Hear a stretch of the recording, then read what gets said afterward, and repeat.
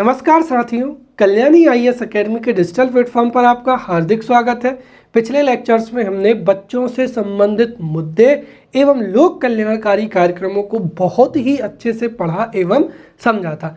इस लेक्चर में हम सामाजिक रूप से वंचित वर्गों से संबंधित मुद्दे एवं लोक कल्याणकारी कार्यक्रमों को बहुत ही अच्छे से पढ़ेंगे एवं समझेंगे।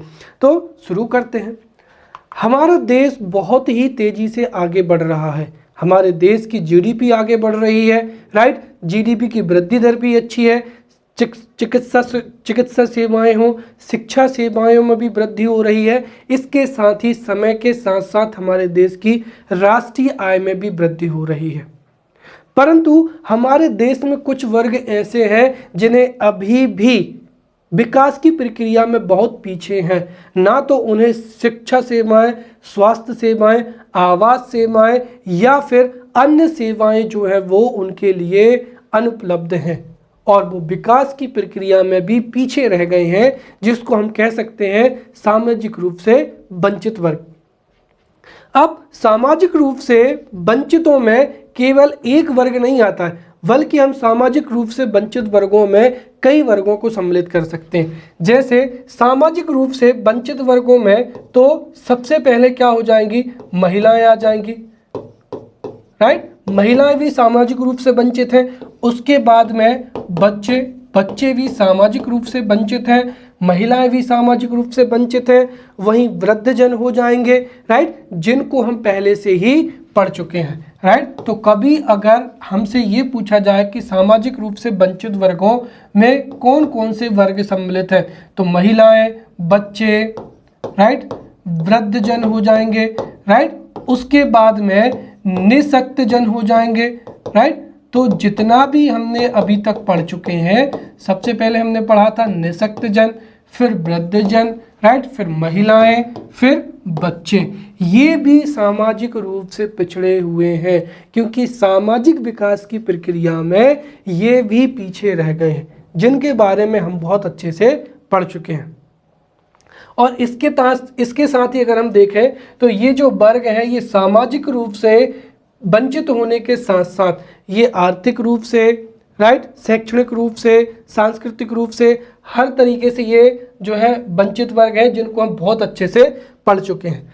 लेकिन अगर हम देखें कि ऐसे वर्ग जो अभी भी सामाजिक रूप से जो है पिछड़े हुए हैं और उन वर्गों में हम इनको पढ़ेंगे, राइट। तो इनमें अगर हम देखें तो सामाजिक रूप से जो अभी भी पिछड़े हुए हैं, या एक तरीके से देखें कि ऐसे वर्ग जो आर्थिक रूप से अच्छे हैं या जिनकी आर्थिक स्थिति बहुत अच्छी है, फिर भी समाज में उनको वह स्थान प्राप्त नहीं है जो कि अन्य वर्गों को है। तो सामाजिक रूप से वंचित वर्गों में हम इन वर्गों को इस लेक्चर में पढ़ने का प्रयास करेंगे, राइट। जैसे अनुसूचित जाति हो जाएगा, फिर अनुसूचित जनजाति हो जाएगा, फिर तीसरे नंबर पर हो जाएगा अन्य पिछड़ा वर्ग, चौथा हो जाएगा अल्पसंख्यक, फिर श्रमिक वर्ग, और उसके बाद में LGBT, राइट, लेस्बियन, गे, बाइसेक्सुअल, और क्या हो जाएगा, ट्रांसजेंडर हो जाएगा, राइट। और हमारे पढ़ने का फॉर्मेट वही रहेगा।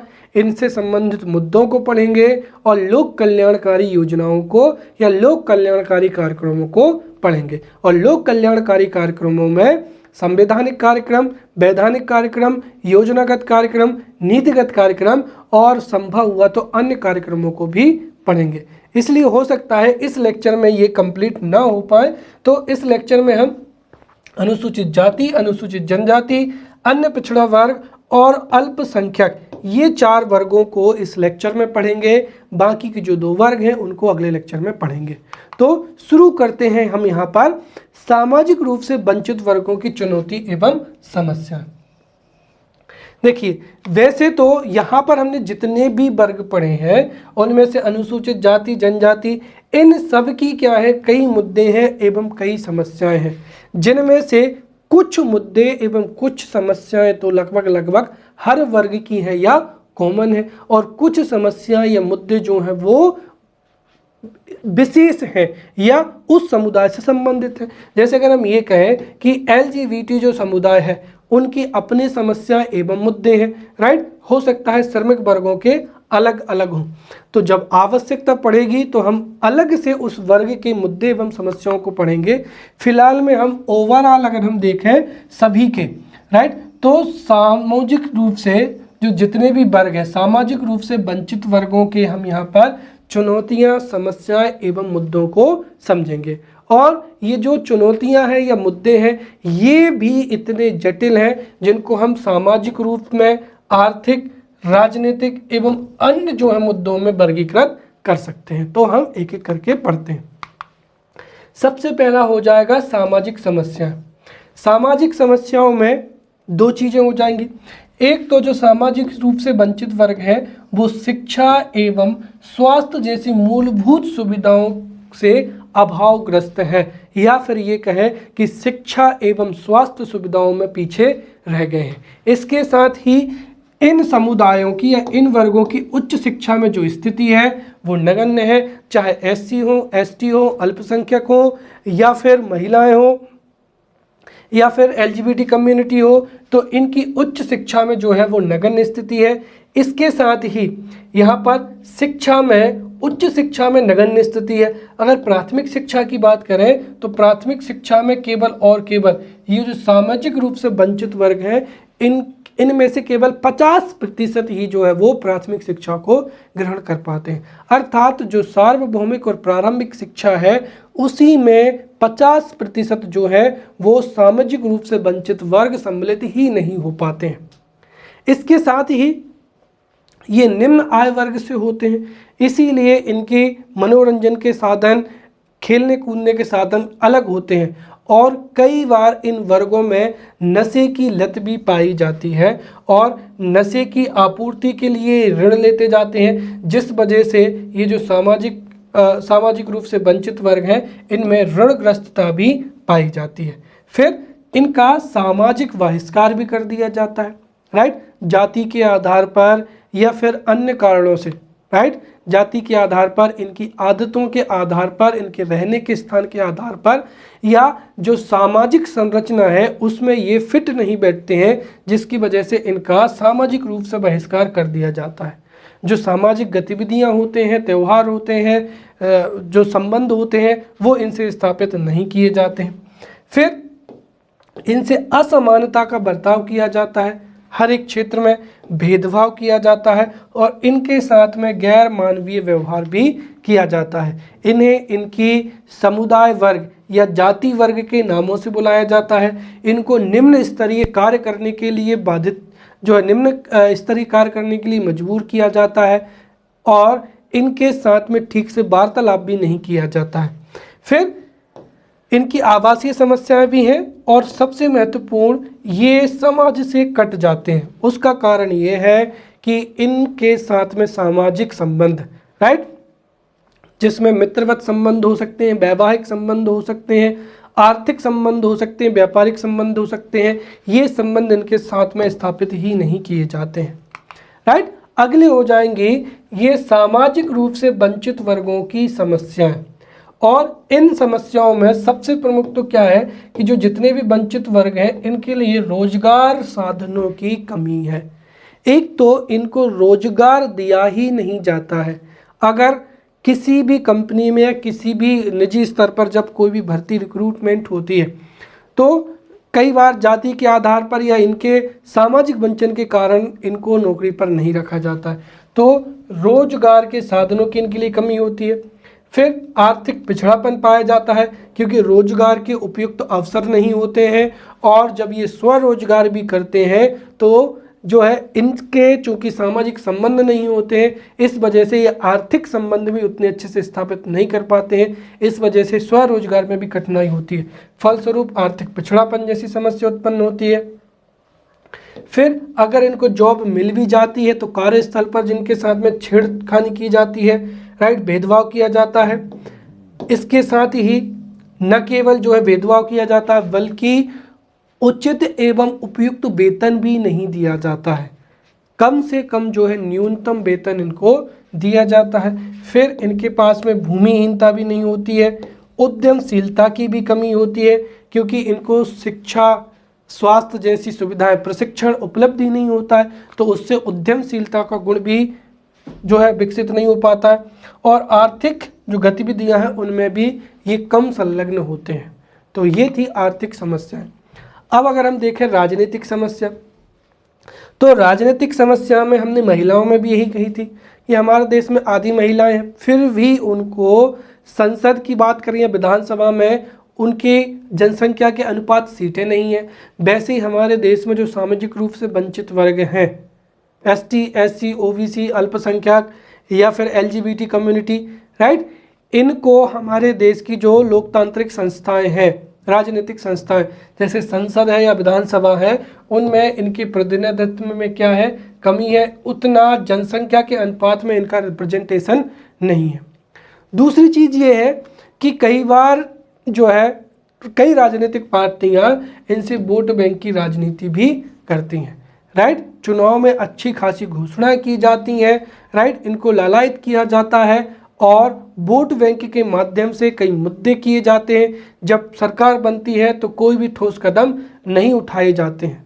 और कई वैज्ञानिकों का, हालांकि ये बहुत ही कमज़ोर तर्क है लेकिन फिर भी तर्क तो है, वो तर्क ये है कि कई लोगों का तो ये मानना है कि सरकार जो है इन ये जो सामाजिक रूप से वंचित वर्ग हैं इनके उत्थान के लिए दिल से, या हम ये कहें कि वास्तविक रूप से प्रयासरत नहीं है, क्योंकि कहीं ना कहीं उनको भी चुनाव जीतना है और इसीलिए भी वो जो है उतने अच्छे से काम नहीं करते।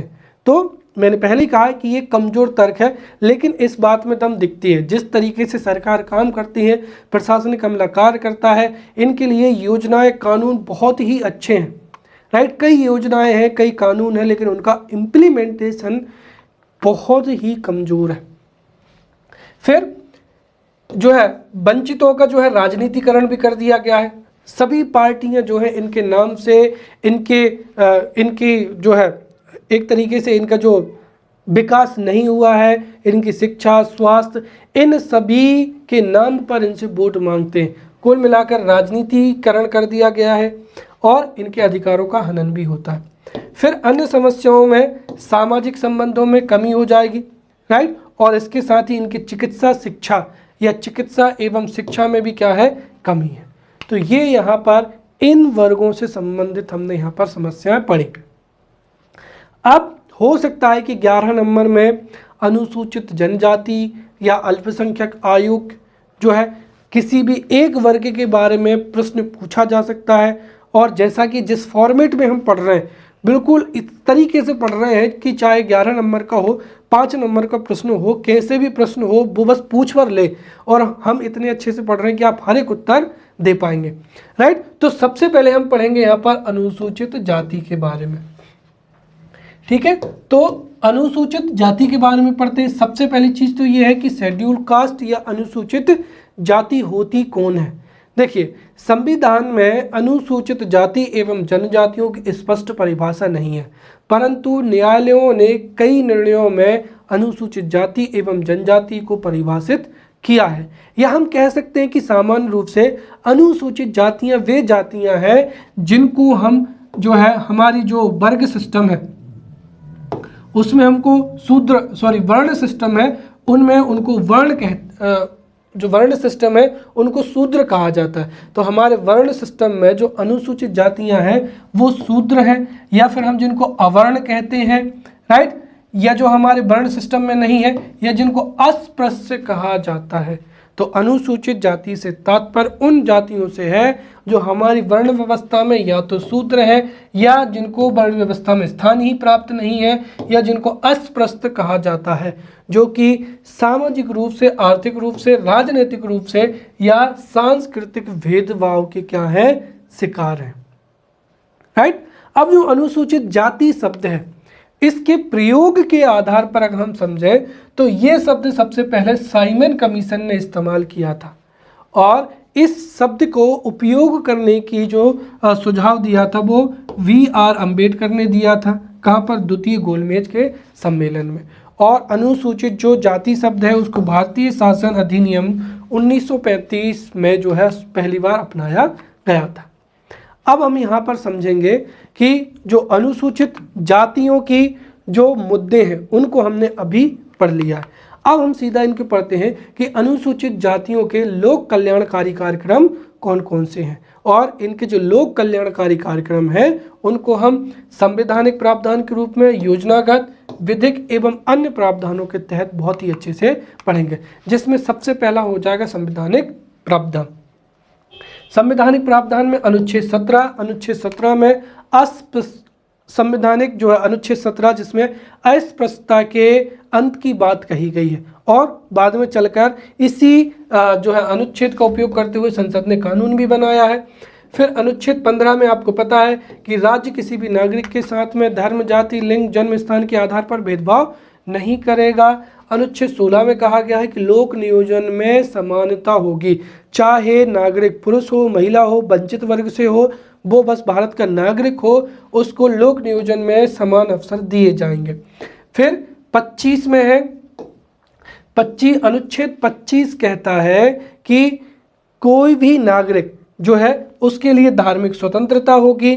फिर अनुच्छेद 46 में कहा गया जो कि राज्य का नीति निर्देशक तत्व है, SC एवं ST की शिक्षा एवं अर्थ संबंधी जो हित हैं उनमें अभिवृद्धि की कोशिश सरकार करेगी।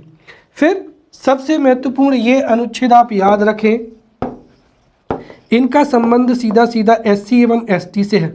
तो अनुच्छेद 330 क्या कहा गया है, लोकसभा में आरक्षण का प्रावधान, राइट। ये जो अनुसूचित जाति हैं इनका सामाजिक, शैक्षणिक, आर्थिक सभी प्रकार का विकास हो सके, इसीलिए इनके रिप्रेजेंटेशन को बढ़ावा देने के लिए जो है लोकसभा में आरक्षण जो है इनको दिया गया है अनुच्छेद 330 के तहत, राइट। वहीं राज्यों की विधानसभा में भी आरक्षण दिया गया अनुच्छेद 332 के तहत। फिर पंचायतों में भी आरक्षण दिया गया है अनुच्छेद 343 घ के तहत, और नगर पालिका या नगरीय निकायों में 243 ढ के तहत। अर्थात हमारे संवैधानिक स्तर में, लोकल स्तर पर पंचायत, नगर पालिकाएं, राज्य स्तर पर विधानसभा और केंद्र स्तर पर लोकसभा में इनको आरक्षण दिया गया है ताकि इनका जो है रिप्रेजेंटेशन जो है बढ़ सके। इसके साथ ही अनुच्छेद 338 में भी एक विशेष प्रावधान है, और वो प्रावधान क्या है कि अनुच्छेद 338 में राष्ट्रीय अनुसूचित जाति आयोग की स्थापना का प्रावधान है, राइट। तो अनुच्छेद 338 के तहत हमारे देश में राष्ट्रीय अनुसूचित जाति आयोग जो है वो कार्यरत है। हालांकि 1990 तक इसको अनुसूचित जाति एवं जनजाति आयोग के नाम से जाना जाता था, क्योंकि जनजाति भी जुड़े हुए थे। तो जब 89वां संविधान संशोधन हुआ था तो इससे जनजाति राष्ट्रीय अनुसूचित जनजाति आयोग की स्थापना अलग कर दी, और इसको क्या कहा जाने लगा, 2003 में 89 में जो संविधान संशोधन था उससे जो राष्ट्रीय अनुसूचित जाति एवं जनजाति आयोग था उसका नाम हो गया राष्ट्रीय अनुसूचित जाति आयोग, राइट। और इसके जो कार्य हैं वो अनुच्छेद 338(5) में वर्णित है। यहाँ पर SC का तात्पर्य है शेड्यूल कास्ट, और इनके कार्य क्या है कि हमारे देश के संविधान में, राइट, जो विधियाँ हैं या फिर जो केंद्र सरकार या राज्य सरकार की नीतियाँ हैं, उन नीतियों में कोई भी ऐसा प्रावधान तो नहीं है जो कि अनुसूचित जातियों के हित में नहीं है या उनके अधिकारों को कम करता है। अर्थात जितने भी प्रावधान हैं उनका अध्ययन करना, विश्लेषण करना और उसकी रिपोर्ट सरकार को देना, ये यहाँ पर राष्ट्रीय अनुसूचित जाति आयोग के कार्य हैं। अगला हो जाएगा विधिक उपबंध, जिसको आपने बहुत अच्छे से पढ़ा होगा। हालांकि अब हमारे सिलेबस में जो एक्ट तो है जो वह हट गए हैं, राइट। तो आपको पता है कि विधिक उपबंध में कौन से, सबसे पहला अनुच्छेद 35 और अनुच्छेद 17 की शक्तियों का उपयोग करते हुए 1955 में अस्पृश्यता अपराध अधिनियम जो है वो सरकार लेके आई थी, जो कि इन वर्गों को, अनुसूचित जातियों को उपयुक्त स्थान दिलाने में या अस्पृश्यता समाप्त करने में उतना सक्षम नहीं था। इसीलिए 1976 में इसमें संशोधन किया गया और इसका नया नाम हो गया सिविल अधिकार संरक्षण अधिनियम 1976, राइट। फिर जब ये भी उतना नाकाफी सिद्ध हुआ तो बाद में अस्पृश्यता को समाप्त करने के लिए और इनके सामाजिक उत्थान के लिए एक बहुत ही कठोर अधिनियम लाया गया जिसका नाम है SC/ST एक्ट 1989, या जिसको अनुसूचित जाति जनजाति अस्पृश्यता अत्याचार निवारण अधिनियम 1989 के नाम से भी जाना जाता है, राइट। और वहीं पर हो जाएगा राष्ट्रीय अनुसूचित जाति, राइट। तो अब अगला हो जाएगा यहाँ पर राष्ट्रीय अनुसूचित जाति वित्त एवं विकास निगम 1989, राइट। अब देखिए आगे जो जितने भी लेक्चर्स हैं, जैसे हमने पढ़ा था कि राष्ट्रीय SC भी पढ़ेंगे, OBC भी पढ़ेंगे, तो राष्ट्रीय अनुसूचित जाति वित्त एवं विकास निगम ये हर एक वर्ग के लिए है, और जिनका कार्य क्या है कि अनुसूचित जाति से संबंधित जो है औद्योगिक गतिविधियों को बढ़ावा देना एवं रोजगार के अवसरों में वृद्धि करना। अब हम योजनागत उपबंधों के बारे में बात करेंगे, राइट। तो इनके उत्थान के लिए कौन कौन सी योजनाएं हैं, राइट। और इनमें से अधिकांश योजनाएं हम पहले ही पढ़ चुके हैं। जैसे पहली हो जाएगी मैट्रिक पूर्व छात्रवृत्ति योजना, फिर दूसरी हो जाएगी निःशुल्क कोचिंग योजना, जिसके माध्यम से UPSC MPPSC या फिर जो जितने भी कॉम्पिटिटिव एग्जाम्स होते हैं उनकी यहाँ पर कोचिंग्स जो है वो फ्री ऑफ कॉस्ट इनको प्रोवाइड की जाती है। फिर राजीव गांधी राष्ट्रीय फेलोशिप योजना हो जाएगी, और ये UGC के द्वारा दी जाती है। फिर बाबू जगजीवन राम छात्रावास योजना, जिसके माध्यम से ये शिक्षा ग्रहण करने के लिए इनको छात्रावास उपलब्ध कराए जाते हैं। प्रधानमंत्री आदर्श ग्राम योजना 2009-2010 में लाई गई थी। राष्ट्रीय समुद्र पारीय योजना हो जाएगी। फिर बालिकी शिक्षा हेतु विकास योजना। फिर प्रतियोगिता परीक्षाओं के उत्तीर्ण के लिए प्रोत्साहन राशि दी जाती है। अगर ये कोई जैसे 3 चरणीय है, प्री मेंस इंटरव्यू, तो कोई भी एक चरण जब ये पास कर लेते हैं तो इनको प्रोत्साहन राशि भी दी जाती है। फिर शिक्षा जो संस्थान है उन्हें 25% का आरक्षण दिया गया है, और कॉलेजों में भी जो है आप छात्रावास की योजना भी इनके लिए संचालित है, राइट। अब हम यहाँ पर दूसरा जो है सामाजिक रूप से वंचित वर्ग अनुसूचित जनजाति के बारे में पढ़ेंगे, राइट। तो दूसरा हो जाएगा यहाँ पर अनुसूचित जनजाति या शेड्यूल कास्ट कहा जाता है। अब जो अनुसूचित जनजाति है ये अनुसूचित जातियों से अलग होते हैं, संस्कृति के रूप में, आवास के रूप में, या फिर इनके भाषा या धार्मिक प्रवृत्तियों के रूप में। जो अनुसूचित जनजाति हैं इन्हें ही हम कह सकते हैं कि ये किसी भी क्षेत्र विशेष के मूल निवासी या आदिवासी होते हैं। तो हमारे देश में किसी भी क्षेत्र विशेष के जो मूल निवासी हैं या आदिवासी हैं उन्हें ही अनुसूचित जनजाति के नाम से जाना जाता है। और जैसा कि मैंने बताया कि इनकी कोई भी स्पष्ट परिभाषा नहीं है, परंतु हम कह सकते हैं कि ये हमारे देश के मूल निवासी हैं या वन क्षेत्रों में रहने वाले आदिवासी हैं। इसके साथ ही ये हमारे उत्तर पूर्व, राइट, उत्तर पूर्व एवं क्या हो जाएगा दक्षिण भारत में मुख्य रूप से ये जो है वो फैले हुए हैं, और ये काफ़ी लंबे समय से जो है वो हमारे देश में निवास करते आ रहे हैं। और इसके साथ ही जो विस्थापित जनसंख्या है उसका 55% क्या है, ये ही है, क्योंकि पारंपरिक रूप से ये वन क्षेत्रों में निवास करते हैं, राइट। तो इनको वन परियोजनाओं के माध्यम से या राष्ट्रीय उद्यान या वन क्षेत्र की स्थापना की वजह से इनको विस्थापन झेलना पड़ता है। इसलिए विस्थापितों में, जो कि हम आगे जाके हमारा टॉपिक भी है, उसमें 55% आबादी अनुसूचित जनजाति की ही होती है।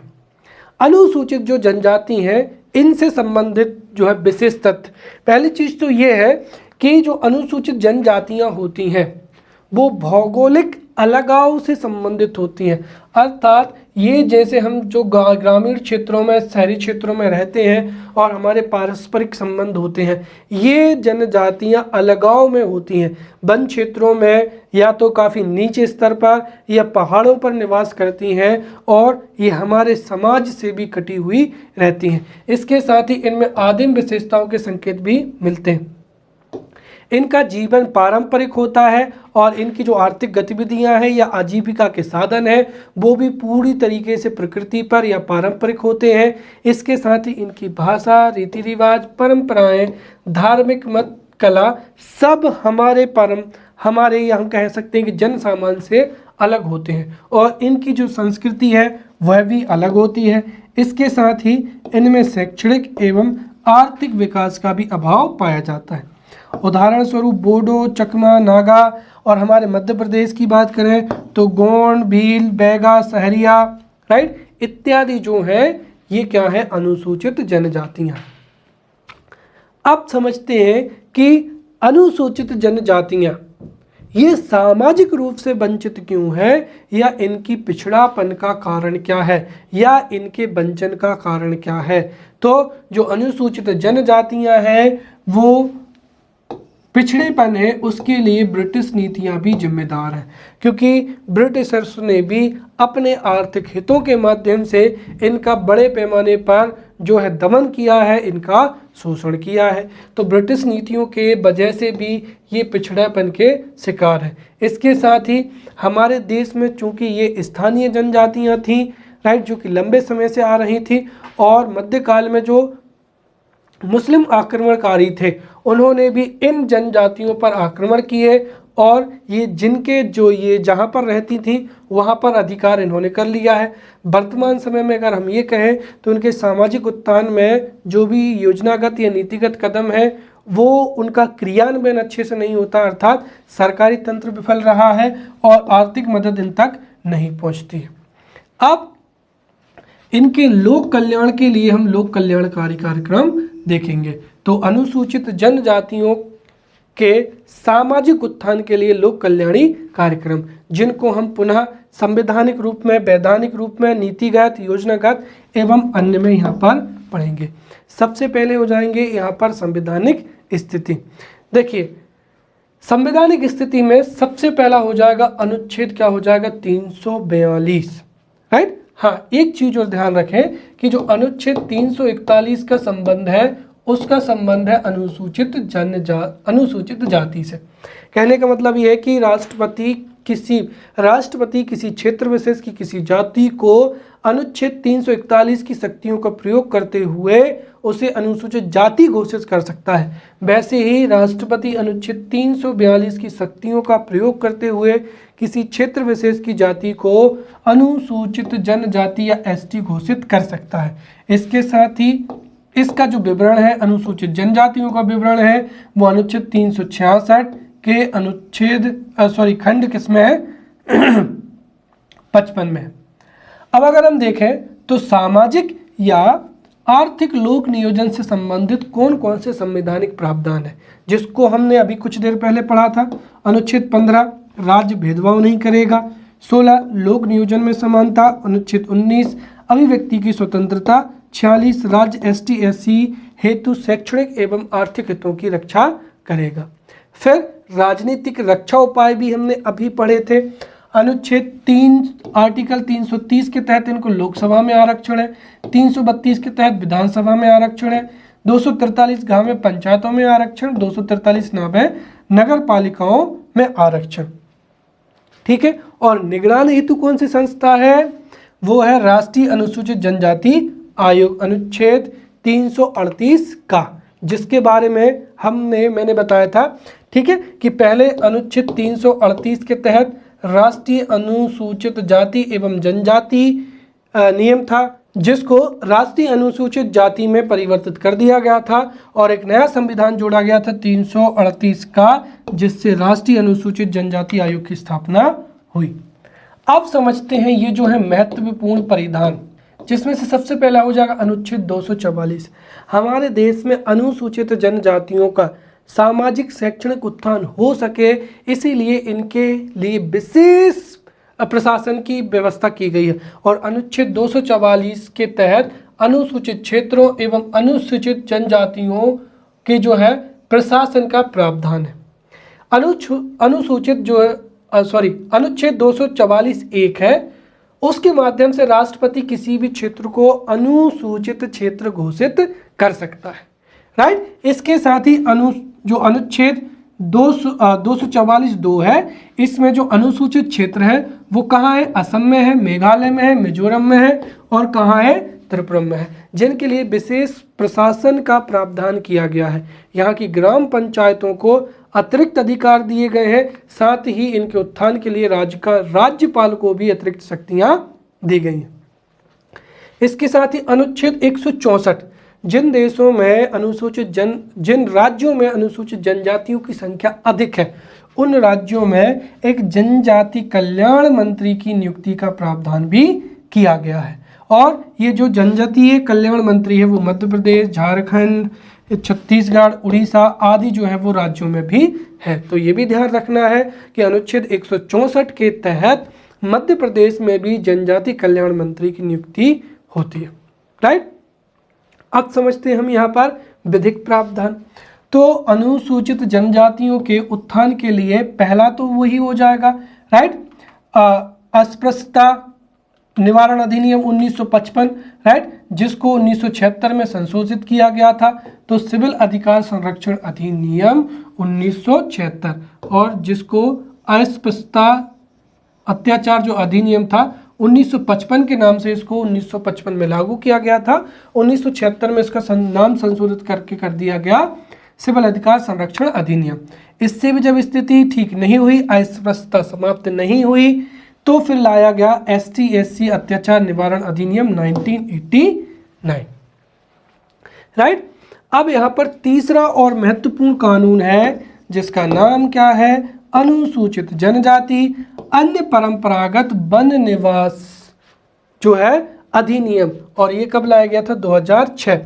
और ये जो अनुसूचित जनजाति और अन्य परंपरागत वन जो निवासी अधिनियम है इसको वन अधिकारों की मान्यता अधिनियम भी कहा जाता है। राइट, और सामान्य भाषा में इसको वन अधिकार कानून 2006 भी कहते हैं। ये कानून है क्या, दरअसल जो जितने भी खनिज संसाधन होते हैं, चाहे सड़कों का निर्माण हो, चाहे राष्ट्रीय उद्यान, अभ्यारण्य, बायोस्फीयर रिजर्व की स्थापना हो, इन जो वन क्षेत्रों में रहने वाली जनजातियों को विस्थापित किया जाता है।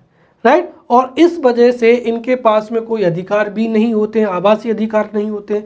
इसीलिए ऐसे वनवासी या अनुसूचित जनजातियां जो 75 वर्षों से किसी भी वन क्षेत्र में निवास कर रही हैं उनको पट्टे जारी किए जाएंगे या उस भूमि के जो है पट्टे या अधिकार दिए जाएंगे। राइट, और इसका क्रियान्वयन के लिए जो नोडल एजेंसी है वो है जनजातीय मामलों का मंत्रालय हो जाएगा। और जिनको 2012 में भी क्या किया गया है, संशोधन किया गया है, ताकि ये जिन क्षेत्रों में निवास कर रहे हैं, जिन वनों की जड़ी बूटियों की वर्षों से रक्षा कर रहे हैं, उनको या उन क्षेत्रों में इनके लिए जो है वो रहने के अधिकार मिल जाए। हालांकि इसकी कमजोरी ये है कि ये साबित करना पड़ेगा कि वो 75 वर्षों से रह रहे हैं। इसीलिए कई बार सरकार घोषणा कर देती है, फिर भी जो है इनको वनों में जो वन अधिकार है वो नहीं दिए जाते हैं, पट्टे जारी नहीं होते हैं। राइट, इसके साथ ही इनके जो ग्राम पंचायत हैं उनको और अधिकार देने के लिए एक और कानून लाया गया था।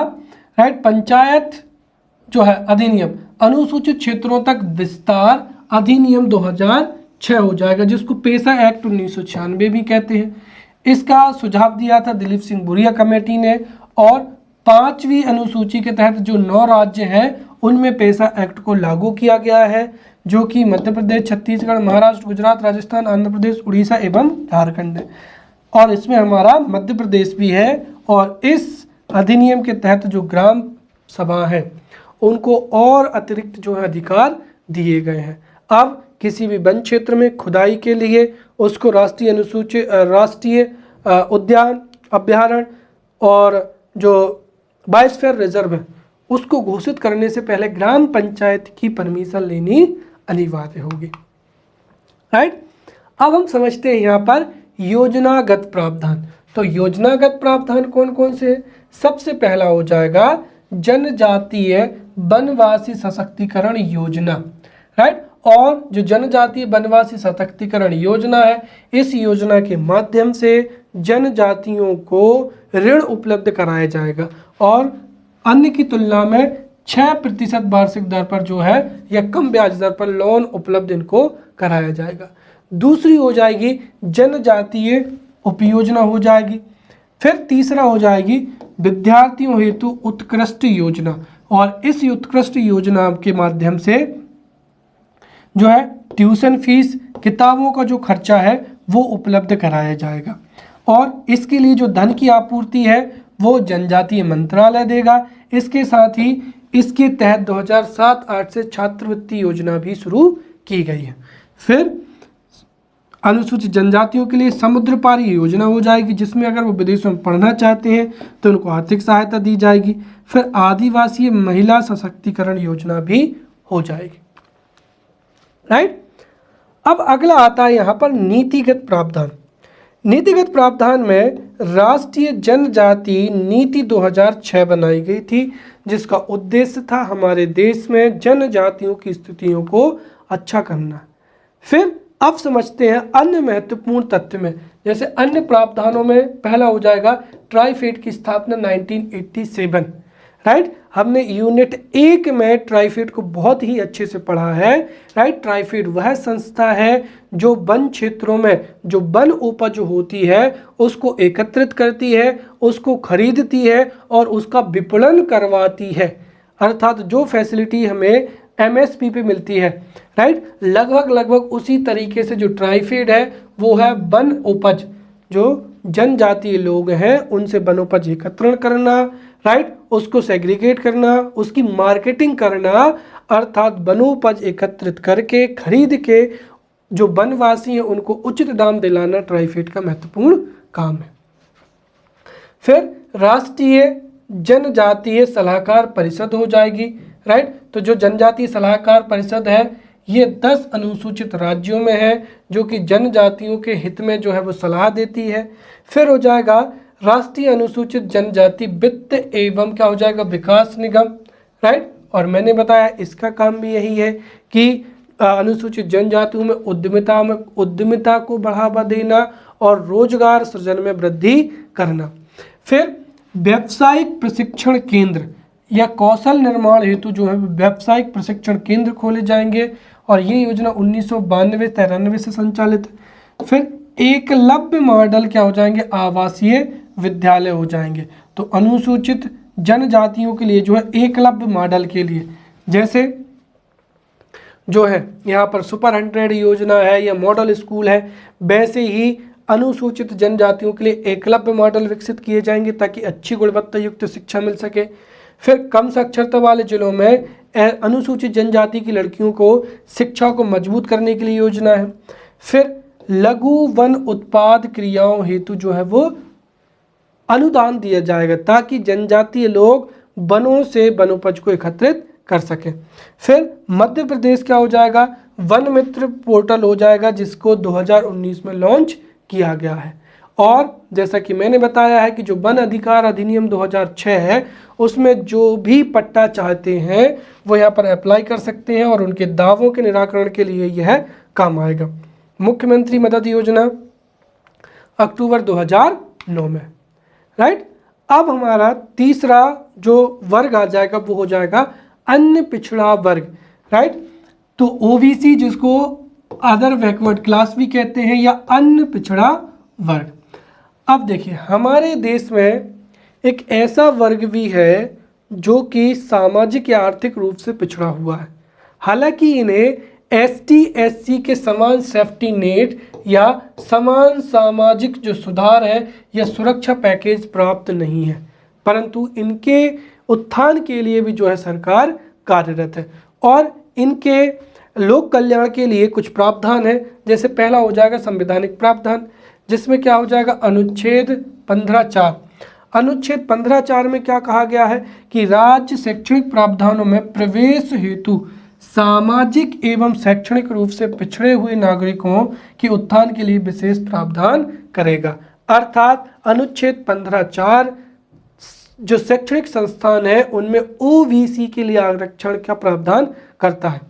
वहीं 15(5) जो है सरकारी सहायता प्राप्त या गैर सहायता प्राप्त निजी शैक्षणिक संस्थाओं में भी प्रवेश हेतु आरक्षण की बात करता है। फिर 16(4) में क्या है कि सरकारी पदों पर नियुक्ति हेतु आरक्षण का जो प्रावधान है वो अनुच्छेद 16(4) से प्रेरित है।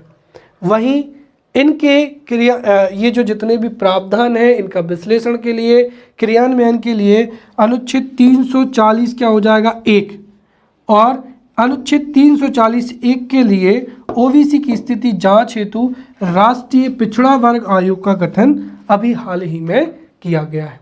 और वो कब किया गया? 2018 में। 102वां संविधान संशोधन हुआ है 2018 में, और 102वां संविधान संशोधन से अनुच्छेद 338 खा जोड़ा गया था, और इस अनुच्छेद 338 खा के माध्यम से ही राष्ट्रीय जो पिछड़ा वर्ग आयोग है इसको संवैधानिक दर्जा दिया गया था, राइट। और इसका कार्य भी हमारे संविधान में जितने भी प्रावधान है, नीतिगत हैं, विधिवत या विधियों के अंतर्गत है, वो राष्ट्रीय जो पिछड़ा वर्ग है उनके हितों में है या नहीं, राइट, उनके अधिकारों को कम तो नहीं करते हैं, इसके बारे में अध्ययन करना और सलाह देना ये राष्ट्रीय पिछड़ा वर्ग आयोग का कार्य है। इसके साथ ही इनके उत्थान के लिए कई राज्यों में आरक्षण की व्यवस्था भी है। जैसे मध्य प्रदेश में इनको 14% जो है आरक्षण दिया गया है, जिसको 27% करने का प्रस्ताव भी सरकार ने पास किया है, जो कि अभी हाई कोर्ट में लंबित है, और इस वजह से बड़ी समस्या है जिसको आप भली भांति समझते होंगे। ठीक है, आगे हो जाएगा कि इनके उत्थान के लिए छात्रवृत्तियों एवं प्रोत्साहन राशियां भी दी जा रही हैं। इसके साथ ही राष्ट्रीय पिछड़ा वर्ग वित्त एवं विकास निगम 1992, राइट, यह ओबीसी के उत्थान के लिए एक तरीके से आर्थिक विकास को प्रोत्साहित करता है एवं रोजगार एवं उद्यम की स्थापना के लिए अपना महत्वपूर्ण योगदान देता है। अब चौथा जो सामाजिक रूप से वंचित वर्ग है वो है अल्पसंख्यक वर्ग, राइट। अब सबसे पहले समझते हैं कि अल्पसंख्यक वर्ग क्या होता है। देखिए, हम सीधा कह सकते हैं कि देश की जनसंख्या में जब कोई विशेष वर्ग की संख्या बहुत ही कम होती है तो उसको अल्पसंख्यक वर्ग के रूप में जाना जाता है, राइट। और हमारे देश में राष्ट्रीय अल्पसंख्यक आयोग अधिनियम 1992, तो राष्ट्रीय अल्पसंख्यक आयोग अधिनियम 1992 के प्रावधानों के तहत 6 जो है वो अल्पसंख्यक समुदाय हैं। उनमें मुस्लिम हो जाएगा, सिख हो जाएगा, राइट, तो मुस्लिम, सिख, बौद्ध, उसके बाद में ईसाई, फिर पारसी, जैन, राइट। तो ये जो है राष्ट्रीय अल्पसंख्यक आयोग अधिनियम 1992 के तहत ये 6 जो है वो अल्पसंख्यक है, मुस्लिम, ईसाई, सिख, बौद्ध, पारसी, जैन, राइट। इसमें से भी जो जैन समुदाय है, राइट, 2014 में जैन समुदाय को अल्पसंख्यक जो है घोषित किया गया है। और हमारे देश में अल्पसंख्यक का जो दर्जा है या तो वो धर्म के आधार पर है या फिर भाषा के आधार पर है, राइट। और देश में कुल आबादी की लगभग 20% आबादी किसकी है? अल्पसंख्यक वर्ग की है। अब अल्पसंख्यक वर्गों के उत्थान के लिए हमारे देश में कौन कौन से प्रावधान हैं और कौन कौन से लोक कल्याणकारी कार्यक्रम हैं वही हम पढ़ रहे हैं। प्रश्न पूछा जाए तो हम सीधा कह सकते हैं कि अल्पसंख्यकों के उत्थान के लिए लोक कल्याणकारी कार्यक्रम, जिनको हम संवैधानिक रूप से, विधिक रूप से बांट सकते हैं, तो मैंने यहाँ पर इनको सबको कंबाइन करके बता दिया।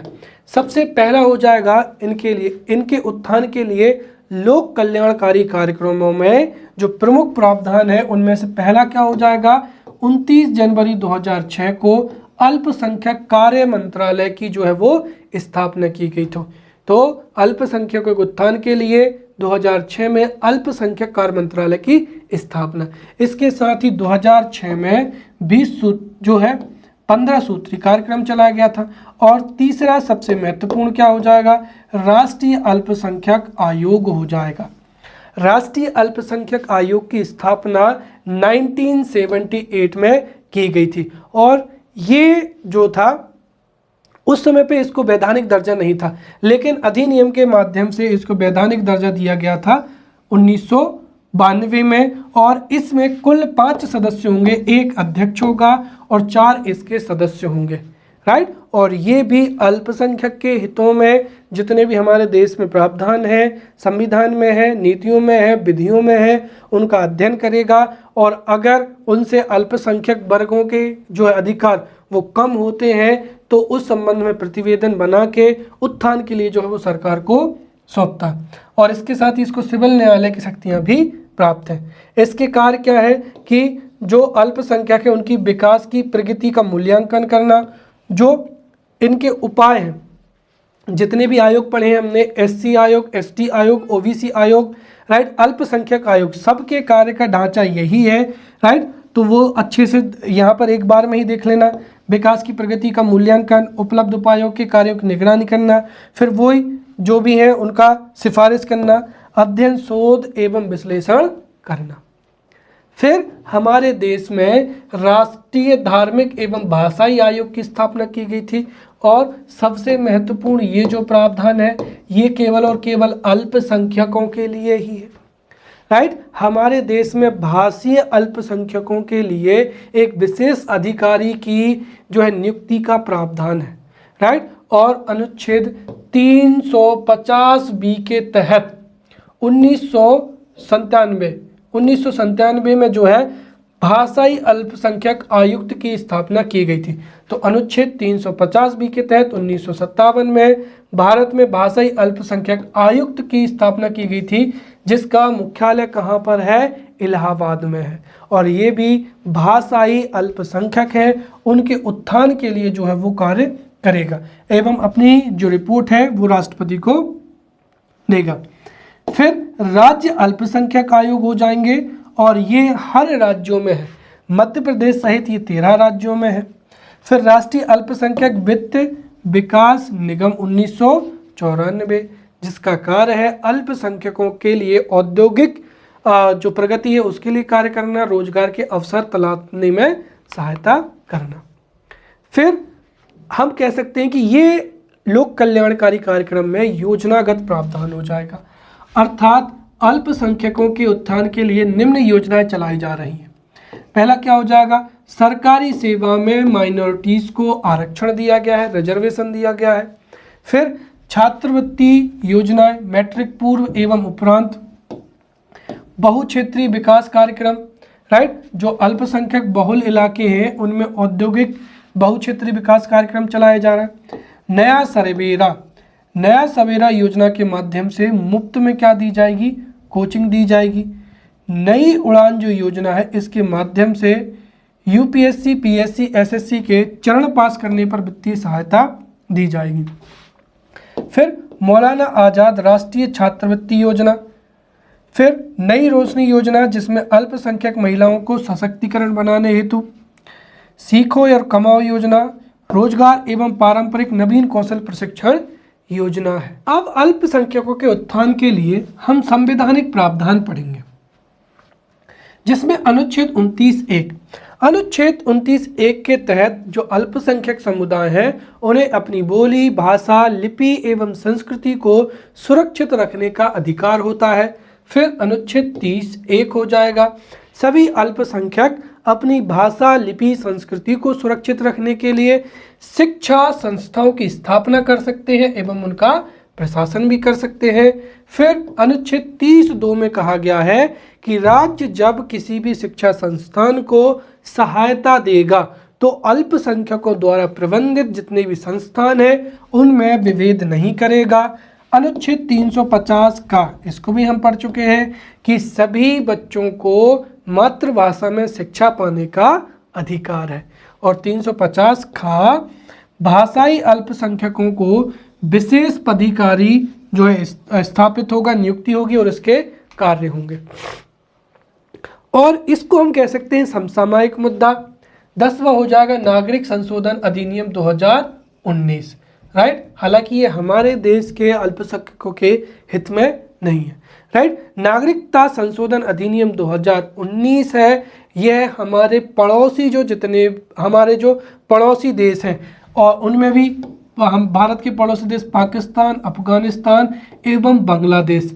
तो पाकिस्तान, अफगानिस्तान एवं बांग्लादेश में जिन अल्पसंख्यकों के साथ में धार्मिक उत्पीड़न हुआ है और उसकी वजह से वो भारत आए हैं तो उनको नागरिकता देने में सहूलियत की जाएगी। अर्थात जहां पहले उनको भारत में 12 वर्ष रहना पड़ता था। अब यदि अगर वो 6 वर्ष रहेंगे तो उन्हें भारत की नागरिकता दे दी जाएगी, जिसमें हिंदू, ईसाई, सिख, जैन व क्या हो जाएंगे, बौद्ध जो है वो सम्मिलित है। ध्यान रखना, ईसाई, सिख, जैन और बौद्ध ये ऐसे माइनॉरिटीज़ हैं जो कि भारत में भी माइनॉरिटीज़ हैं, लेकिन इसमें हिंदू जो है CAA में भारत में बहुसंख्यक है, लेकिन दूसरे देशों में अगर इनके साथ में धार्मिक उत्पीड़न होता है तो इनको भी जो है नागरिकता में छूट दी जाएगी। तो ये हमने बहुत ही अच्छे से पढ़ लिया है यहाँ पर। अब जो वंचित वर्ग बचे हैं, जिसमें से श्रमिक वर्ग हो जाएगा और LGBT समुदाय हो जाएगा, उसके बारे में हम अगले लेक्चर में पढ़ेंगे। तब तक के लिए धन्यवाद।